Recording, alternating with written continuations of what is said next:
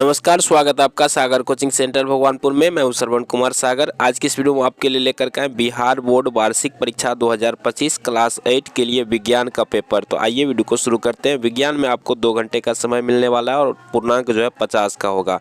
इस तरह से कुछ आपको भरने के लिए रहेगा, जैसे छात्र छात्रा का नाम, वर्ग क्रमांक, विद्यालय का नाम, प्रखंड, संकुल का नाम और जिला का नाम। बस ये 6 चीज़ आपको भरने के लिए रहता है क्वेश्चन पेपर में। इसके अलावा यहाँ पे वीक्षक का हस्ताक्षर और मूल्यांकनकर्ता जो चेक करेंगे उसका हस्ताक्षर होता है, ये आपको नहीं भरना है। चलिए सीधा चलते हैं क्वेश्चन पर। तो कुछ निर्देश दिए रहेंगे जिसे आप पढ़ सकते हैं और इसके बाद सीधा हम लोग क्वेश्चन पे आते हैं।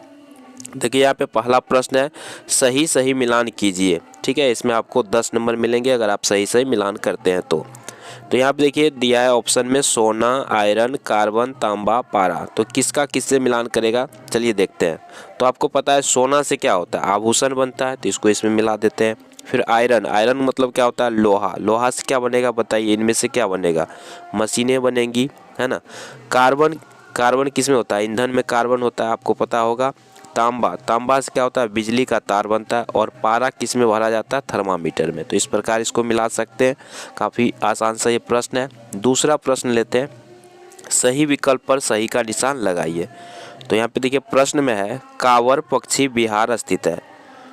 ऑप्शन में दिया है गया, पटना, बेगूसराय, भागलपुर। अगर आप उत्तर इसका जानते हैं तो आप भी कमेंट में लिख सकते हैं। तो देखिए कांवर पक्षी बिहार कहाँ पे, बेगूसराय जिला में, है ना, बिहार के बेगूसराय जिला में। तो ऑप्शन ग इसका सही होगा। आगे बढ़ते हैं, अगला प्रश्न है, चीनी को अल्कोहल में परिवर्तन करने वाला प्रक्रम को क्या कहते हैं ना। जो चीनी को अल्कोहल में परिवर्तित करने वाला जो प्रक्रम होता है उस प्रक्रिया का क्या नाम है। ऑप्शन दिया संदूषण, किण्वन, परिरक्षण, संक्रमण। तो इसका सही उत्तर क्या होगा, किण्वन। और इसका खोज किसने किया था, लुई पास्चर ने किया था। आगे बढ़ते हैं, टेस्टोस्टेरोन क्या है। तो इसका सही उत्तर क्या हो जाएगा, ये पुरुष हार्मोन का नाम है टेस्टोस्टेरोन। और आपको पता है स्त्री हार्मोन का क्या नाम है, कमेंट में जरूर लिखिएगा, एस्ट्रोजेन। क्या नाम है, एस्ट्रोजेन। नेक्स्ट क्वेश्चन लेते हैं, इनमें कौन असंपर्क बल है। असंपर्क का मतलब क्या हो, जिसमें बिना संपर्क के ही बल लगाया जा सकता है।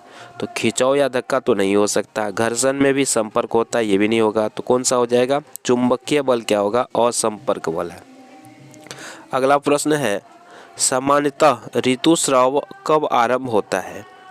तो देखिए इसमें जो ऑप्शन दिया गया उसके अनुसार कब होता है, ये 11-12 वर्ष की उम्र में प्रारंभ होता है। और इसको पहली बार जब होता है तो इसको क्या बोलते हैं, रजोदर्शन बोलते हैं। और ये लास्ट कब होता है, 45 से 50 वर्ष की उम्र में। और इसको क्या बोलते हैं, रजोनिवृत्ति बोलते हैं।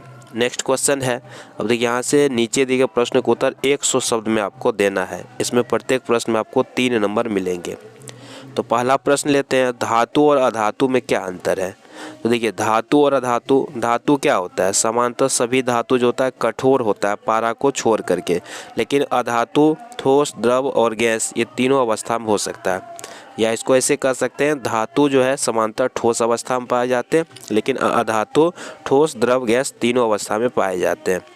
पहला अंतर हो गया। दूसरा क्या हो सकता है, धातु जो होते हैं ये विद्युत और ऊष्मा का सुचालक होते हैं, जबकि अधातु क्या होता है, विद्युत और ऊष्मा का कुचालक होता है। धातु में चमक होती है, अधातु में चमक नहीं होती। तो इस प्रकार 2-3 अंतर लिख देंगे तो 100 शब्द हो जाएगा पूरा। नेक्स्ट क्वेश्चन लेते हैं, घर्षण हमारे लिए लाभदायक है कैसे। तो घर्षण हम लोग के लिए लाभदायक किस प्रकार है कि घर्षण के बिना हम लोग ज़मीन पर नहीं चल सकते हैं। गाड़ी जो है वो सड़क पर नहीं चल पाएगा, घर्षण अगर ना हो तो। गाड़ी में ब्रेक नहीं लगेगा, कॉपी पर हम लोग लिख नहीं पाएंगे, है ना। तो इन सभी चीज़ों के लिए क्या है, घर्षण आवश्यक है। तो इसलिए घर्षण हमारे लिए लाभदायक है। तो यहाँ पे 100 शब्द हो जाएगा अगर इतना लिख देंगे तो। फिर खरपतवार क्या है, हम उसका नियंत्रण कैसे करते हैं। तो खरपतवार क्या होता है, फसलों के साथ खेतों में कुछ अवांछित पौधे उगाते हैं। तो उस अवांछित पौधे को हम लोग क्या बोलते हैं, खरपतवार बोलते हैं। और इसका नियंत्रण करने के लिए हम लोग क्या करते हैं, रासायनिक दवाओं का छिड़काव करते हैं। नेक्स्ट क्वेश्चन है, जंतु कोशिका का नामांकित चित्र बनाइए। तो इसको आप बुक में से देख करके चित्र बनाने के लिए ज़रूर सीख लीजिएगा। अगला प्रश्न है, किशोरावस्था में लड़के एवं लड़कियों के शरीर में कौन कौन से बदलाव आते हैं। तो देखिए, जब किशोरावस्था किसको कहते हैं, 11 से 19 वर्ष की आयु को क्या बोलते हैं, किशोरावस्था बोलते हैं। और इसमें कौन कौन से बदलाव आते हैं, तो सबसे पहला जो बदलाव आता है वो आता है लंबाई में। किस में बदलाव आता है, लंबाई में बदलाव आता है ना। इस उम्र में जो है किशोरावस्था में तेज़ी से लड़का और लड़की की लंबाई बढ़ती है। दूसरा, उसके जो है आवाज़ में परिवर्तन आता है। और तीसरा, उसके शारीरिक बनावट में जो है परिवर्तन आता है। और लड़के में मूंछ दाढ़ी दिखने लगता है, लड़कियों में स्तन का विकास हो जाता है। तो ये सारे जो है बदलाव आते हैं। अगला है वायु प्रदूषण रोकने का उपाय बताएं। तो वायु प्रदूषण को जो कैसे रोक सकते हैं, तो पहला उपाय क्या हो सकता है, जो हम लोग जो खेतों में पलारी होता है तो उसको न जलाएं, है ना, उसका दूसरा उपयोग करें। और क्या हो सकता है, गाड़ी जो है इसको मेंटेनेंस करके रखें, यानी कि सही सलामत सही हाल में अगर गाड़ी रहेगा तो कम प्रदूषण देगा। और इसके अलावा जो है सीएनजी गैस से जो गाड़ी चलता है उसका प्रयोग किया जा सकता है। सौर ऊर्जा का अधिक से अधिक उपयोग किया जा सकता है ना। तो इससे क्या होगा, वायु प्रदूषण कम होगा। इसी तरह से आप और भी इसमें ऐड कर सकते हैं खुद से भी। अगला है प्रकाश के परावर्तन के नियम लिखें। तो आपको पता है प्रकाश के परावर्तन के 2 नियम होते हैं। पहला नियम क्या होता है, आपतन कोण परावर्तन कोण के बराबर होता है।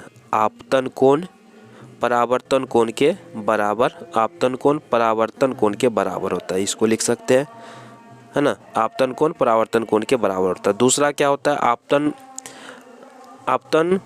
आपतित बिंदु, ये इस तरह से देखिए, आपतन कोण परावर्तन कोण के बराबर होता है। दूसरा क्या हो जाएगा, आपतित किरण, अभिलंब और परावर्तित किरण तीनों क्या होते हैं, एक ही समतल में होते हैं। तो इसको आप अच्छा से लिख लीजिएगा कॉपी से या बुक से, है ना, और इसको याद कर लीजिएगा। नेक्स्ट क्वेश्चन लेते हैं, सूक्ष्मजीव हमारे मित्र है कैसे, अथवा अगर ये आपको नहीं आता है तो आप ये भी लिख सकते हैं, तड़ित और भूकंप से हम कैसे बच सकते हैं। तो आपको पता है सूक्ष्मजीव हमारे मित्र है, ये कैसे है, देखिए पेड़ पौधे से जो पत्ते नीचे गिरते हैं तो सूक्ष्मजीव उसे जो है अपघटित करके ह्यूमस बना देते हैं। तो ये पौधे के लिए उपयोगी हो गए। और बहुत सारे ऐसे चीज़ है जैसे कि आप पाव रोटी हो गया, जलेबी हो गया, इस तरह के जो आइटम्स होते हैं, दही हो गया, इसके लिए सूक्ष्मजीव आवश्यक है, तभी इसका निर्माण हो सकता है ना। तो इस प्रकार जो है और बहुत सारे सूक्ष्मजीव जो है मदद करते हैं, जैसे नाइट्रोजन के स्थिरीकरण में मदद करते हैं। तो इस प्रकार सूक्ष्मजीव हमारे मित्र हैं। और तड़ित और भूकंप के बारे में तो आप पढ़े ही होंगे, तो इसको लिख सकते हैं। इसमें आप क्या लिख सकते हैं, जैसे तड़ित से सुरक्षा कैसे करेंगे। तड़ित के समय, तड़ित में क्या होता है, बारिश होते रहता है और उसी समय तड़ित गिरता है, तो उस समय हम घर में रहेंगे तो सुरक्षित ज़्यादा रहेंगे। अगर बस में हो तो खिड़की को बंद कर लेंगे और बस में ही बैठे रहेंगे, है ना। तो ये कर सकते हैं। और अगर हम भूकंप से बचना चाहें तो भूकंप के समय क्या कर सकते हैं कि किसी मजबूत घर में हो तो किसी मजबूत चीज़ के नीचे, जैसे चौकी या पलंग के नीचे चले जाएंगे, या अगर बाहर में हो तो खुले स्थान पर चले जाएंगे, है ना। तो ये कर सकते हैं। इस तरह से आप इसका आंसर लिख सकते हैं। तो नेक्स्ट वीडियो में अदर सब्जेक्ट का भी क्वेश्चन लेकर के आएंगे, इसलिए चैनल पर तो सब्सक्राइब जरूर कीजिएगा, वीडियो को लाइक कीजिएगा। धन्यवाद।